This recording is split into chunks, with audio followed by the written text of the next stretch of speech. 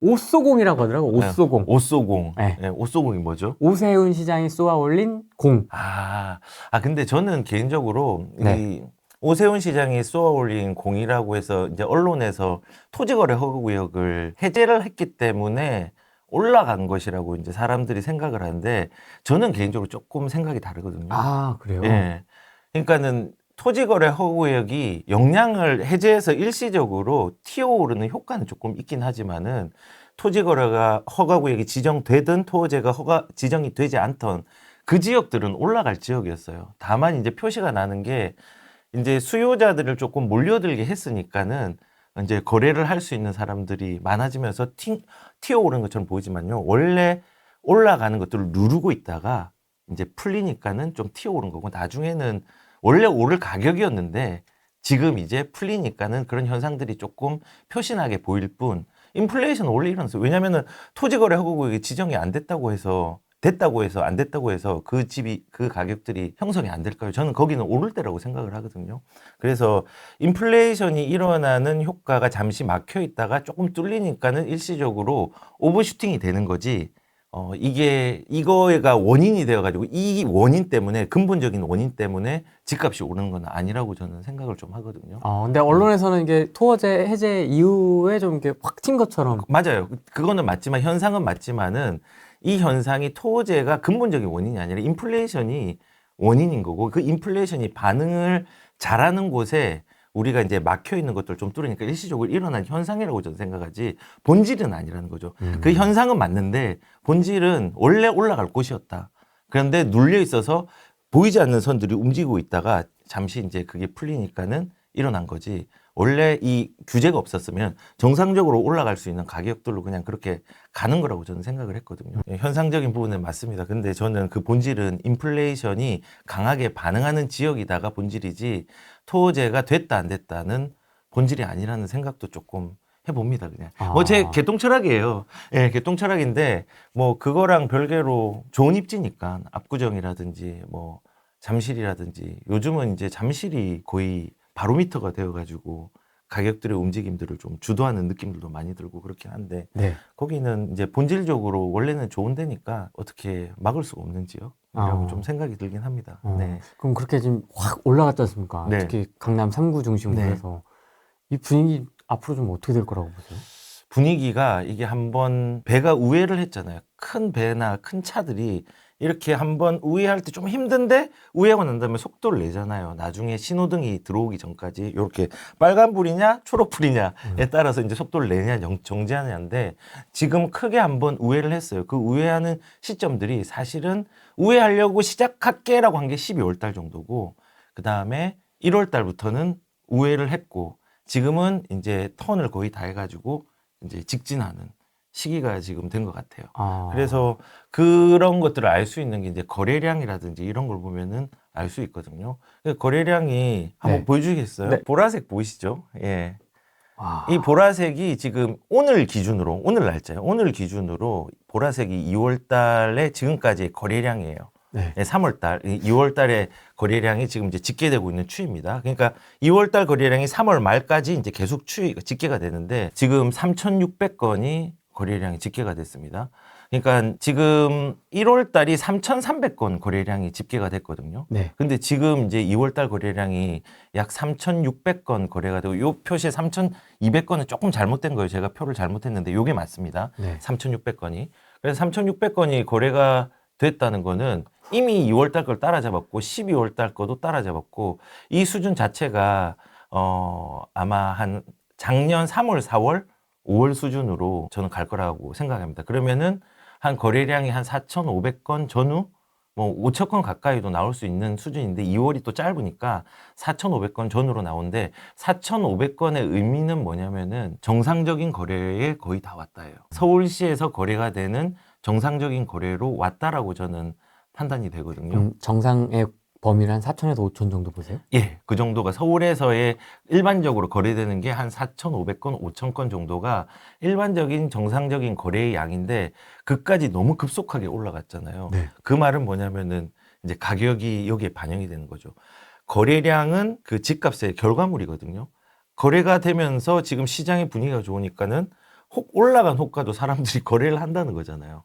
거래를 하고 그게 이제 가격이 붙여지면은 또 더 높은 가격으로 사람들이 또 달라붙게 되고 뭐 이런 현상들이 지금 계속 일어나고 있는데 네. 이게 뭐 모든 지역에서 일어나는 거는 아니에요. 모든 지역은 아니고 서울 같은 경우는 이제 상급지, 뭐 다 아시는 상급지, 강남 쪽은 압구정이나 청담 쪽이 조금 주도를 하고 있고 네. 그 다음에 제일 주도를 한 데가 강남보다는 지금 송파가 거래가 조금 많이 됐을 때가 2018년도거든요.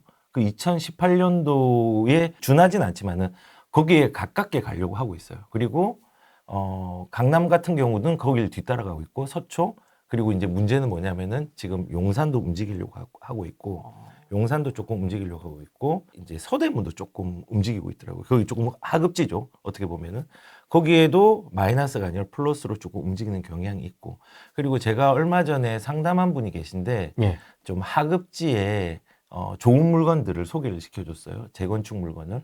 근데 거기에서 이제 계약을 했는데 한번 놓쳤어요. 경쟁을 한 거예요. 그만큼 이제 하급지도 좋은 물건들은 사람들이 이제 눈치를 보면서 들어가려고 하는 마음들을 가지고 있는 시장들로 좀 보여지고요. 작년 7월, 8월을 생각해보면 네. 온기가 이렇게 좀 가려다가 좀 약간 식었지 않습니까? 네. 대출 규제로. 네. 이번에는 네. 지금 이렇게 뜨거운데 네. 사실 강남 3구로 해서 지금 온기가 조금씩 퍼져 나갈랑 말랑 퍼진 데도 있고요. 네. 이런 상황에서 좀 다시 뭐 소위 말하는 노도강, 금강구 얘기입니다. 네. 그다음에 경기도까지 네. 퍼질 수 있냐? 네. 그거는 뭐 장담은 할 수 없는데 네. 퍼질 가능성은 더 크다는 생각이 들어요. 왜냐하면은 2022년도에 큰 하락이 있은 다음에 2023년도에 초에 한번 상승했잖아요. 그러다가 훅 꺼졌어요. 근데 그거보다 조금 더 큰 게 언제 오냐면요. 2024년도에 조금 더 크게 왔어요. 근데 이번에 거래량 속도를 2월 달만 비교해도 작년 2월 달보다 훨씬 빠른 속도거든요. 조금 더 큰 돌 한 개가 던져졌어요. 그래서 어디까지 퍼질지에 대한 거는 예상 못 하겠는데 분명한 거는 2023년보다 더 크고 2024년보다도 더 클 수 있는 장이 열리지 않을까. 다만 이제 2025년 7월 달에 이제 스트레스 DSR이 반영이 되어 가지고 3단계가 적용이 되면은 대출의 한도들이 조금 줄어들기 때문에 뭐 그때 뭐 좀 일시적으로 꺾일 수 있는 여지는 있다고 보긴 하지만은 그래도 추세가 이제 돌의 크기가 얼마나 크냐에 대한 문제인데 지금의 거래량이라든지 상승폭들이 되게 크거든요. 그래서 퍼진다, 노동강까지 퍼진다 그런 얘기보다는 그 노동강도 영향을 받을 수는 있겠다라는 생각도 한번 가져봅니다. 이게 스트레스 DSR 이제 또 3단계를 하니까 네. 그 전에 좀 집을 정리를 하자, 빨리 네. 사자 이런 마음을 가지고 계신 분들이 좀 많아서 네. 수요를 당겨 쓰는 거다라는 이야기도 좀 있는데. 근데 이제 우리가 생각을 해보면은 그 스트레스 DSR 1단계를 할 때 그때 거래량들이 되게 늘어났거든요. 근데 이제 2단계 때는 대출 규제라든지 여러 가지 대출 규제뿐만 아니라 정책적으로 대출 아예 못하게 하는 하반기였잖아요. 그래서 그게 막혀가지고 또 거래량이 조금 둔화되는 양상들이 있었는데 저는 수요는 주로 당겨 쓸 수는 있지만은 보합되는 다른 상대적인 것들이 있다 생각해요. 뭐냐면은 물량이 좀 줄어들죠. 그 다음에 금리가 지금 내려가는 기조들을 또 계속 유지를 하고 있죠. 그리고 스트레스 DSR로 그걸 줄어드는 것들을 이런 부분들이 조금 보합을 시키지 않을까라는 생각도 좀 들긴 합니다. 그래서 저는 미래에 대해서 사실은 아무도 알지 못합니다. 근데 우리가 이제 좀 집중을 해야 되는 게 이런 것 같아요. 일단은 우리가 부동산을 볼 때 본질적인 게 있고 그 다음에 가치적인 게 있고 시기적인 게 있거든요. 본질은 인플레이션이에요. 근데 이제 가치는 입지를 선택하는 문제예요. 그래서 사람들이 입지를 선택하는 문제에서 상급지로 갈 거냐 하급지로 갈 거냐 결정하는 거고 요거를 결정하는 시기적인 이 세 개를 잘 결합을 시켜야 되거든요. 근데 이제 사람들은 보통 이제 어떤 생각을 하냐면은 이 시기적인 부분에 되게 거꾸로 이용을 많이 해요. 왜냐면은 시기적으로 되게 어렵다라고 하면은 본질적으로는 그 어려운 부분들을 해소할 수 있는 부분이 있는 가치를 가지고 있는 예를 들어서 진보를 한다. 아파트가 주변이 개선이 되고 아파트가 재건축을 하고 그리고 상대적으로 시기적으로 저평가가 돼 있다라고 가격이 좀 싸다고 하면은 사야 되거든요. 근데 사람들이 안 사요. 얼마 전에 짤을 봤는데 엘스라는 아파트가 8억, 17억 할 때는 줄 서 있는 사람이 되게 작아. 만화에서. 근데 26억, 7억 하니까 사람들이 막 몰려 있어요. 그래서 보통 우리가 투자를 할 때는 이 본질이나 이 가치가 괜찮으면 이 시기를 사람들하고 거꾸로 이용을 해야 되는데 이용을 못하고 가는 경우들이 되게 많거든요. 그래서 오히려 저는 지금 이제 올라간다고 방금 뭐 7월 달에 꺾인다, 안 꺾인다 이 문제보다는 올라갈 때는 대중이 다 올라간다고 생각을 하면은 우리가 조금 조심해서 접근을 하거나 아니면은 덜 올라간 지역들을 잘 조사해서 나한테 맞는 데를 선택하려는 기준을 세우거나 이렇게 해야 되거든요. 그래서 올라간다고 올라가니까 거기 간다 이것보다는 그 내 체질에 맞는 그거를 좀 찾아야 되고 그리고 이 본질 그다음에 이 시기를 본질이 있다면은 이 시기를 조금 잘 활용하면서 부동산에 좀 접근했으면 좋겠다는 생각이 좀 답답하더라고요. 왜냐면은 제가 뭐 나중에도 뭐 주식 얘기를 할 수 있을지 모르겠지만은 지금 주식 시장이 되게 안 좋잖아요. 안 좋습니다. 저 지금 최고로 많이 사고 있거든요.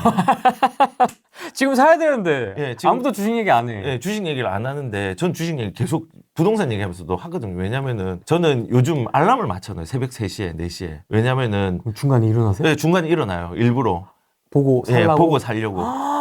지금 그 정도로 하고 있어요. 근데 이제 얼마 전에 뭐 S사에 있는 증권사에 좀 고위 간부 되시는 분하고 얘기를 했는데 엄청 시장이 안 좋으니까 지금 현금 회수를 다 해야 된다고 하는 거예요. 다 해서 들고 있고 지금 장기 침체로 뭐 2년, 3년, 4년 갈 수도 있다. 뭐 이런 얘기를 하는 거예요. 근데 저는 꿋꿋하게 사야지. 삽니다. 왜냐면은 제가 예전에 그 엔비디아 1년 동안 하락할 때 1년 동안 하락을 따라간 사람입니다. 계속 사셨잖아요. 계속 샀어요. 네. 계속 샀는데 결론은 뭐냐면은 지금 엔비디아가 엄청 많이 떨어져 있음에도 불구하고 저는 수익 폭이 되게 커요. 아직까지도. 그래서 장기적으로 뭔가 본질에 입각해서 장기적으로 그 시기를 잘 활용해 본다면요. 결국은 인플레이션이 나한테 승리를 주거든요. 근데 사람들이 그 시기적인 공포를 이기지 못해서 항상 던지거든요. 던지면서 올라갈 때는 좋다 하고 내려가면 무서워 하다가 결국은 언제 손절하냐면은 내가 마이너스가 나니까 무서워가지고 던져버리는 경우들이 되게 많은데 맞습니다. 사실은 거꾸로 해야죠. 지금처럼 얼마 전에 친구랑 이제 주식 얘기를 하는데 야 주식이 엄청 많이 떨어졌더라. 제가 뭐랬는 줄 알아요? 잘 됐네. 왜냐하면 살 수 있는 기회잖아요. 그래서 뭐 우리가 소비재를 살 때 조그만 거 살 때는 할인하면은 너무 좋아하는데 사실은 큰 거 할 때 할인하는 게 무서움은 있지만은 용기를 가지고 꾸준하게 내 재량에 맞게 꾸준하게 이제 모은다고 하면은 사실은 더 좋은 결과를 나올 수 있거든요. 그래서 부동산도 마찬가지예요. 지금 이제 올라가면은 올라가는 걸 또 따라가는 게 아니라 그렇죠. 예, 올라가는 걸 따라가는 게 아니라 올라가는 거에서 주변에 있는 것들을 봐요. 지금은 뭘 봐야 되냐면은 강남하고 뭐 잠실 이런 걸 보는 게 아니라 네. 이제 거기는 갈 수 있는 사람이 또 정해져 있다면은 내 돈도 안 되는데 거기를 바라보는 게 아니라 내 돈에 맞게 거기에서 가장 가깝고 진보하고 내 돈에 맞는 거를 찾아보는 과정들을 거쳐서 가는 게 좋고 그리고 설령 이제 내가 고점에 잡혔다고 하더라도 입지와 본질이 나쁘지 않으면요. 처음에 좀 떨어졌다가 나중에 오르나 지금 잠잠하다가 나중에 오르나 결국은 수익을 내는 구조는 시간이 해결해 주는 거거든요. 그런 본질을 좀 입각해서 가면은 문제가 없고 지금은 저는 개인적으로는 급하게 가지 말고 서두르지 말고 좀 가는 것도 좀 필요하다는 생각도 한번 가져봅니다. 그러니까 책으로는 진짜 암기도 달달합니다. 공포에 사서 환희에 팔아라. 네. 네, 환희에 사잖아. 네. 근데 이게 그래서 경험이라는 게 중요한 거예요. 면역이라는 게 생겨야 되는데 하락을 저도 몇 번 겪어보니까는 똑같이 안 좋은 시기에 겁나서 판 적이 있어요. 손해를 보더라고요. 뭐 여의도 가까이 있는데 집을 샀다가 팔았거든요. 너무 아깝잖아요. 후회스러운데 그게 이제 이 본질이 괜찮은 데는 뭐 그 시장이 잠잠하든 잠잠하지 않든 끝까지 좀 끌고 가면은 좋은 일들이 시간이 해결해 주는구나. 근데 우리가 내가 가지고 있을 때 시간이 안 가요. 하락이 있으면. 근데 내가 안 가지고 있을 때는 시간이 잘 가고 빨리 오르는 것 진짜 같아요. 빨리. 예. 그래서 그냥 우리가 인내를 하고 그것들을 한번 뭐 실패를 해봤다면은 그 실패를 바탕으로 이런 어려운 시기들을 좀 인내를 하고 참아보는 좀 경험들을 좀 해봐야 될 것 같다는 생각이 들어요. 그런 부분이 꼭 필요한데 현실적으로 오면은 좀 힘들죠. 저도 그랬어요. 역전세를 극복을 하기 위해서 네. 제가 역전세를 몇 번 맞았거든요. 역전세가 한번 처음에 했을 때 너무 힘들었어요. 그리고 2018년도도 너무 힘들어서 역전세 때문에 세계가 공실이 나니까는 너무 힘든 거예요. 그래서 다음에는 이런 일을 절대 안 겪어야지 했는데 결국은 2022년도에 준비를 했는데 더 크게 확 오더라고요. 되게 많이 힘들었거든요. 그래서 막 유튜브에서 울고 그랬어요. 막 우는 소리 하고 그러다가 이제 해결을 해가지고 다행히 이제 그걸 기쁘게 이제 유튜브로 방영할 수 있었지만은 아무튼 그런 경험들을 하다 보니까는 면역은 생기는데 항상 내가 대비한 것보다 더 큰 어려움이 오더라고요. 그래서 그런 것들을 좀 경험을 통해서 참을 수 있는 마인드. 저는 부동산 별거 없다 생각해요. 인플레이션을 기다리고 맞이한다거든요. 그 순간이 순간순간에 어려운 시기들이 있는데 그것들을 잘 극복할 수 있는 자기만의 경험들을 좀 쌓아가는 게 좀 필요하다는 생각, 예, 그런 걸 가져봅니다.